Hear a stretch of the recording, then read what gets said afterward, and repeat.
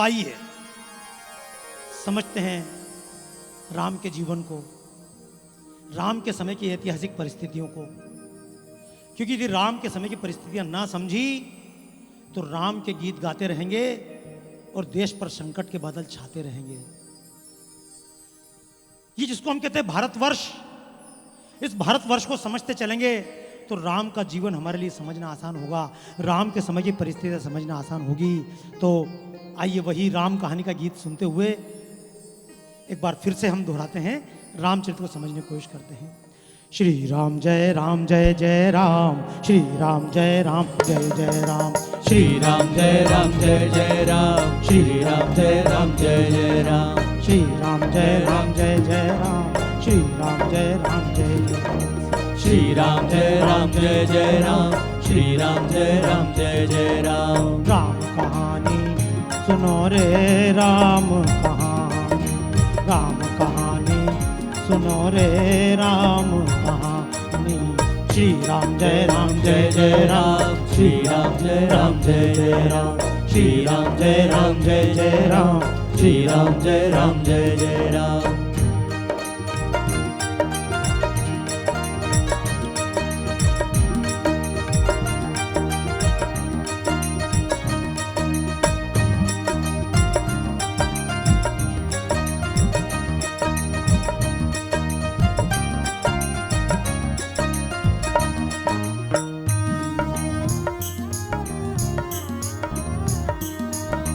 भारत का नक्शा, ये भारत का मानचित्र आप सभी ने देखा होगा। जिस रावण की बात करते हैं, नीचे दक्षिण प्रदेश में श्रीलंका, श्रीलंका में रावण का राज्य है और रावण का राज्य तो दूर दूर तक फैला हुआ है, जिसको हम कहते हैं ऑस्ट्रेलिया, इसका नाम था पहले अस्त्रालय। ये जिसको हम कहते हैं भूटान, इसका नाम भूटान नहीं था, इसका नाम था भूतान। भूत नाम की जाति इधर रहती थी, जिसको किन्नर कहते हैं, कभी किन्नर नाम की जाति थी। कभी भारत का इतिहास अलग अलग पुस्तकों में पढ़ के देखेंगे, आपको स्पष्ट हो जाएगा। पांडव भी स्वर्ग के लिए कहाँ गए थे, ये स्वर्ग कहाँ था, भारत के ऊपर का हिस्सा, ये बद्रीनाथ के ऊपर का हिस्सा सब स्वर्ग कहलाता था। गंगा भी पहले स्वर्ग के ऊपर मानसरोवर के ऊपर बहती थी, ये स्वर्ग था। कहाँ का रहने वाला था रावण? रावण बिल्कुल दक्षिण भारत का रहने वाला था। लेकिन रावण ने क्या किया था, रावण की तरफ से देखिएगा, ये जिसको कहते हैं पंचवटी, बम्बई के पास में नासिक, ये शूर्पणखा इस स्थान पर रहती थी। जहां पर आप उत्तर प्रदेश में अयोध्या देखते हैं, इस स्थान पर राजा दशरथ का राज्य था। ये नेपाल जिसको कहते हैं जनकपुर, ऊपर नेपाल था, नेपाल में जनक का राज्य था। जिसको आप कहते हैं बक्सर, ये वर्तमान का बक्सर, जिधर अभी संघर्ष चल रहा, चुनाव चल रहा है, ये बक्सर क्या था, ये सिद्ध आश्रम था। बक्सर में कभी विश्वामित्र का आश्रम हुआ करता था। और क्या हुआ था, रावण दक्षिण भारत का रहने वाला था, लेकिन रावण की शूर्पणखा यहां बैठी हुई थी, रावण की भेजी हुई ताड़का इस भारत में बैठी हुई थी, रावण के भेजे मारीच सुबाहु बैठे हुए थे। ये पूरे मध्य प्रदेश के यहाँ पर हिस्सा है, इस हिस्से में पूरे खरदूषण बैठे हुए थे।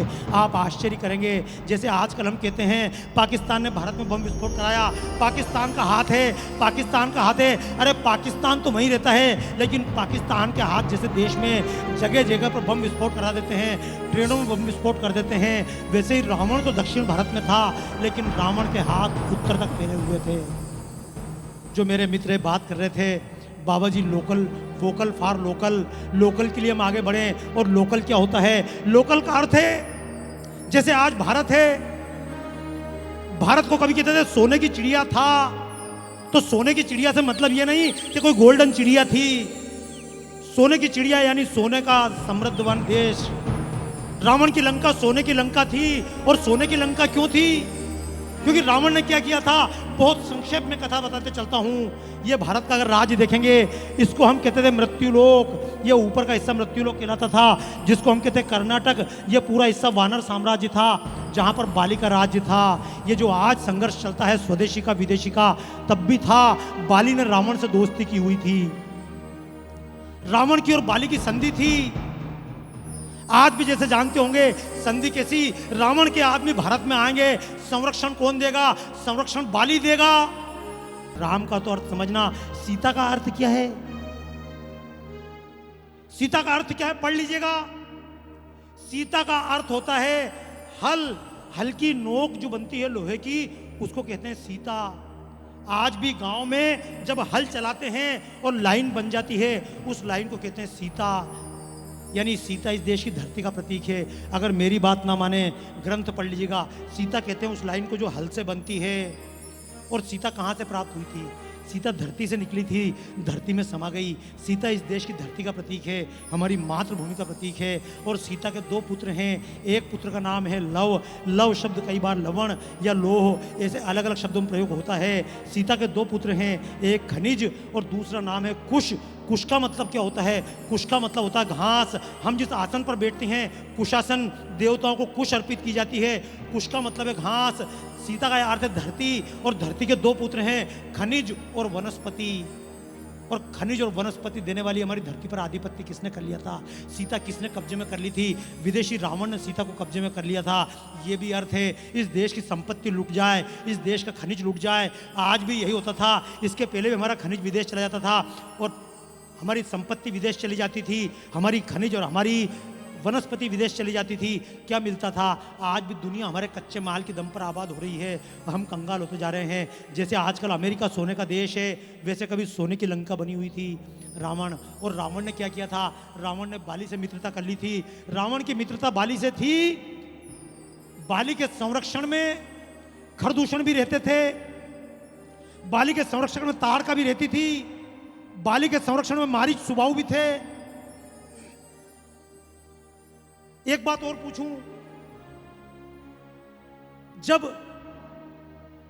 राजा जनक ने सीता का स्वयंवर किया था, अनेक राजाओं को बुलाया। क्यों? राजा जनक का और अयोध्या की बहुत दूरी नहीं है, लेकिन दूर दूर से पूरी दुनिया से राजा बुलाए गए सीता के स्वयंवर के लिए। लेकिन उनके बगल में था अयोध्या। क्या अयोध्या को आमंत्रण मिला था? पूछकर देखिएगा, रामायण पढ़िएगा। क्या दशरथ को आमंत्रण मिला था? क्या आइए स्वयंवर हो रहा है, आप भी आइए, अपने बच्चों को लेकर आइए? नहीं। याद रखिएगा, रावण का आतंक क्यों पनपा? रावण का आतंक तब पनपता है जब देश में फूट होती है। अंग्रेज इस भारत को गुलाम बनाने में क्यों सफल हुए? क्योंकि सारे राजा आपस में फूट का शिकार हो गए। जहां भी 2 राज्य मिलते हैं, सीमा का विवाद होता है। केरला का कर्नाटक का विवाद चलता है, तमिलनाडु का कर्नाटक का विवाद चलता है, कावेरी जल समझौता है, गंगा के जल के लिए विवाद होता है, कई बार सीमाओं के लिए विवाद होता है। अलग अलग राज्यों के झगड़े चलते ही रहते हैं। क्यों? क्योंकि जब 2 राज्य आपस में लड़ते हैं, किसी भी कारण से 2 पड़ोसी झगड़ते हैं, 2 राज्य लड़ते हैं, तो उनके बीच का फायदा कोई ना कोई दुश्मन उठाता है। ये राजा जनक के और दशरथ के राज्य के बीच में जो जगह थी, उन्हीं ऐसी छोटी छोटी जगहों के बीच में आतंकवादी पनपते थे। और आतंकवादी के लिए 2 राज्य 3 राज्य मिलते हैं, वो जगह सबसे अच्छी होती है। जैसे आप देखते हैं वीरप्पन था। वीरप्पन क्यों पनपा? यहाँ गड़बड़ की, केरला में गड़बड़ की और तमिलनाडु जाकर खड़े हो गए। तमिलनाडु में गड़बड़ की, कर्नाटक जाकर खड़े हो गए। अब कर्नाटक की पुलिस को अगर घुसना केरला में, तो पहले गवर्नमेंट से परमिशन लेकर आए। जब तक बड़ी टास्क फोर्स ना बने, तब तक ये काम नहीं होता। जैसे चंबल में आतंक पनपता था, क्योंकि मध्य प्रदेश में गड़बड़ की, राजस्थान चले जाओ, राजस्थान में एक की हत्या करो, उत्तर प्रदेश की सीमा में खड़े हो जाओ, पुलिस नहीं पकड़ पाती। इसके लिए कोई ना कोई सामूहिक शक्ति की आवश्यकता थी। दशरथ का भी राज्य था। मैं आपसे एक ही बात कहता हूँ, राम की बात तो मैं आपसे कर रहा था, अगर राम कथा की जाए तो 7 दिन या 10 दिन करने के बाद भी संत कहते हैं, हरि अनंत हरि कथा अनंता, कहीं सुनई बहुविधि सब संता।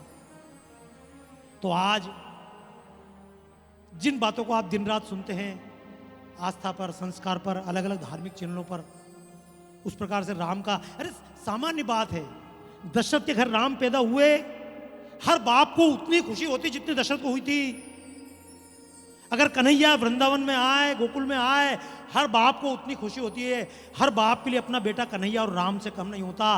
तो राम पैदा हुए, कोई खुशी मनी है, कोई बहुत बड़ी बात नहीं है। जो स्वयंवर मनाया गया, वो स्वयंवर भी नहीं था।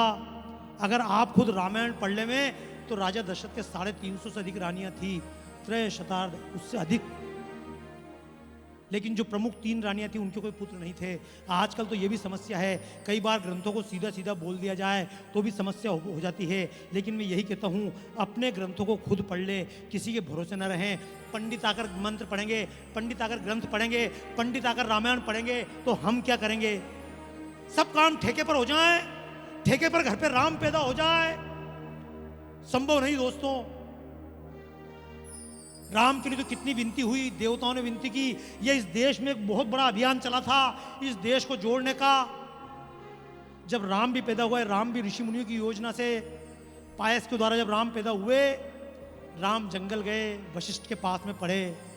और वशिष्ठ के पास पढ़ना किसे बोलते हैं, याद रखना, जब बच्चा गुरु के घर पढ़ने जाता है, जंगल में कष्ट उठाता है, पढ़ता है, तब देश में रामायण बनती है। और जब द्रोणाचार्य की तरह कोई गुरु घर पर ट्यूशन पढ़ाने आता है, देश में महाभारत होती है। अपने अपने घरों पर शिक्षा खरीद कर हम क्या कर रहे हैं। राम का भी सुना होगा, कंधे पर झोली टांग कर कहीं ना कहीं भिक्षा मांगते थे। चाणक्य देखिएगा भिक्षा मांगते थे। आज से भी 100 साल 150 साल तक परंपरा थी, शिक्षा खरीदी नहीं जाती थी। बच्चे गुरु के पास बैठते थे, शिक्षा का अध्ययन करते थे। अब भी संगीत में तो गुरु के पास बैठकर अध्ययन ही करना पड़ता है। यूट्यूब से सीखना बात अलग है, गूगल से सीखना बात अलग है, लेकिन गुरु के चरणों में बैठकर सीखना किसे बोलते हैं, वाइब्रेशन किसे कहते हैं, यह वाइब्रेशन समझना पड़ेगा।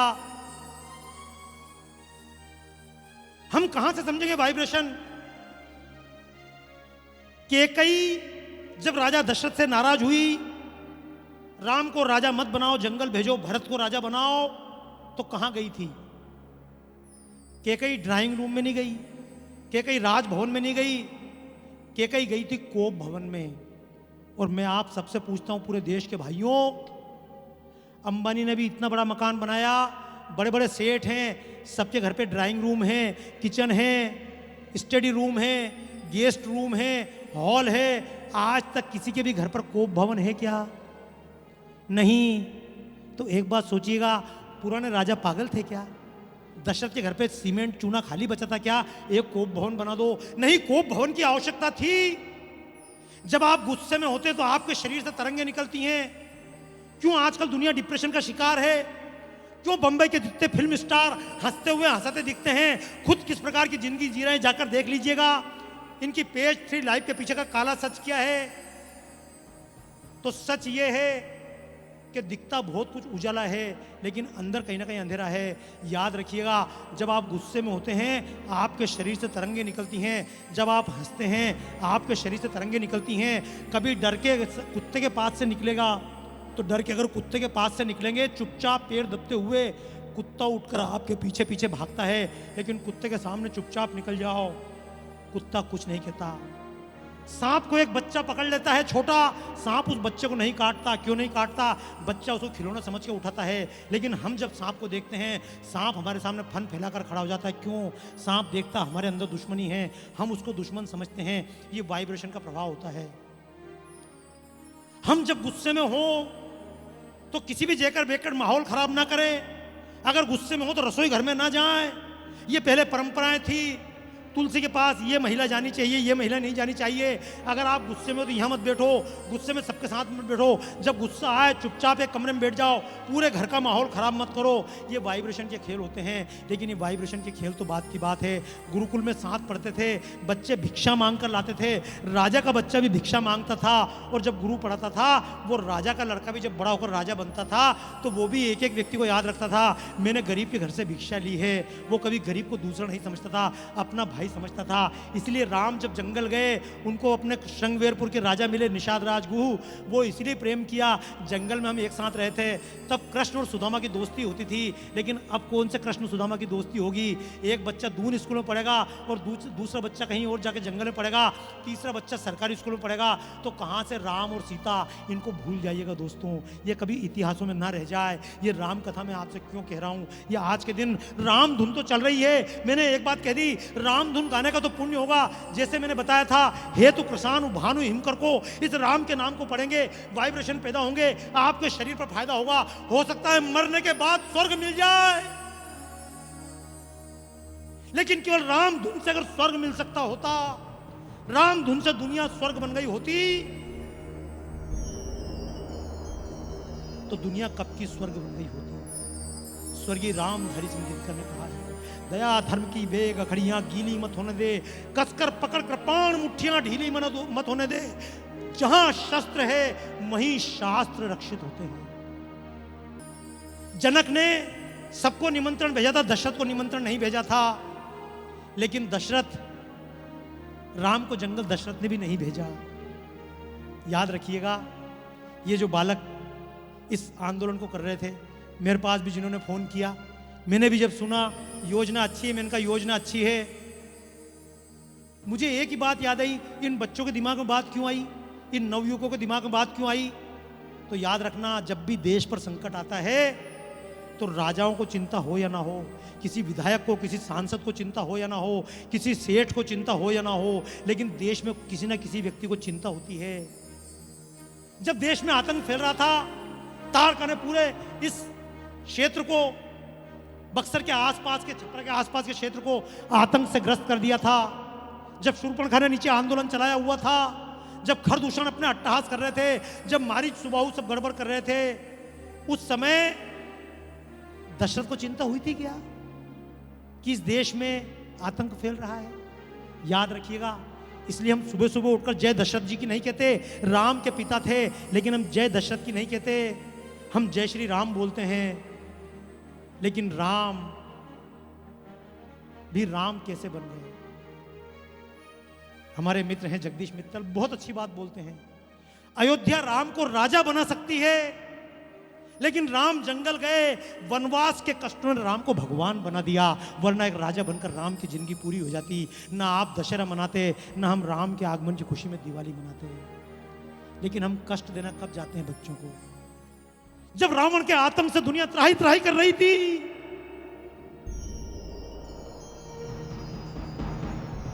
उस समय कोई जंगल में एक ऋषि बैठे हुए थे, गाधि तनय गाधि सुत विश्वामित्र कौशिक मुनि।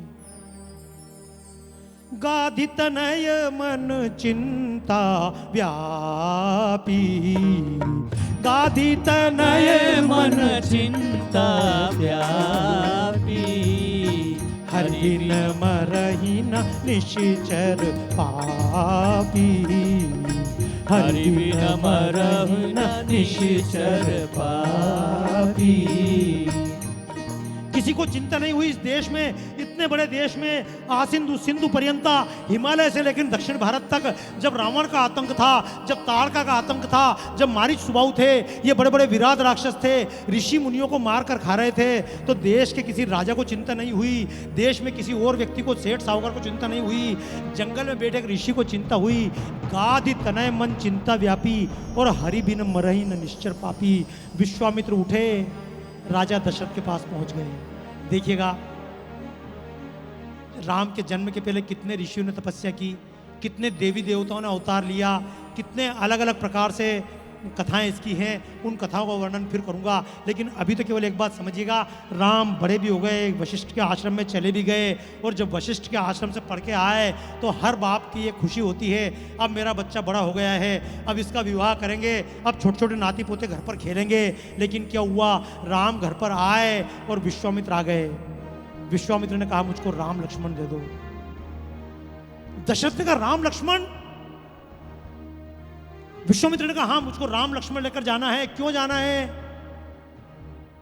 ऋषि ने कहा, मेरे आश्रम के आसपास आतंकवादी हैं, रावण के, परेशान करते, यज्ञ नहीं होने देते, मुझे राम लक्ष्मण दे दो, इन आतंकवादियों से मुकाबला करना है।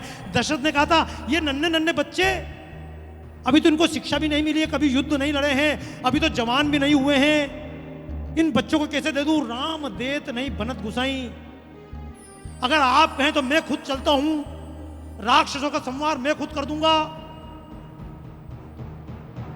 विश्वामित्र ने कहा, बस अगर तुमको चिंता होती इस देश की तो क्या कोई ताड़का यहां पर आपत्ति? तुम राजाओं को चिंता होती तो क्या कोई मारीच सुबाहु आकर बैठ जाते? इस देश के राजाओं को, सेठों को, साहूकारों को, नेताओं को, इस देश के कर्णधारों को अगर देश की चिंता होती तो क्या रावण के लोग भारत में बैठ जाते? विश्वामित्र निकले, दशरथ को तैयार किया। हालांकि विश्वामित्र की और वशिष्ठ जी की आपस में बनती नहीं थी, ये कथाएं बड़ी अलग अलग हैं, उनकी आपस में बनती नहीं थी। लेकिन जब वशिष्ठ ने देखा विश्वामित्र का उद्देश्य जन कल्याण है, उन्होंने राजा से कहा, अपने पुत्रों को इनके साथ भेज दो। विश्वामित्र राम को लेकर चले राम लक्ष्मण मुनि संगा, गए जहां जग पावनी गंगा। राम ने ताड़का को भी मारा। और क्या है ताड़का को मारना? बताते सिद्धाश्रम की ओर जब बढ़ रहे थे, रास्ते में ध्वनियां होने लगी, डरावनी ध्वनियां। राम ने पूछा, गुरुदेव क्या है? बोले ताड़का का स्थान है। ताड़का सामने आई। विश्वामित्र ने कहा, राम शरसंधान करो, समाप्त कर दो इस राक्षसी की जीवन लीला। राम ने कहा, गुरुदेव ये तो स्त्री है, हम सूर्यवंशी क्षत्रिय हैं। विश्वामित्र ने भी कहा, राम आतंकवादी की जाति मत देखो, लिंग मत देखो, भेद मत देखो,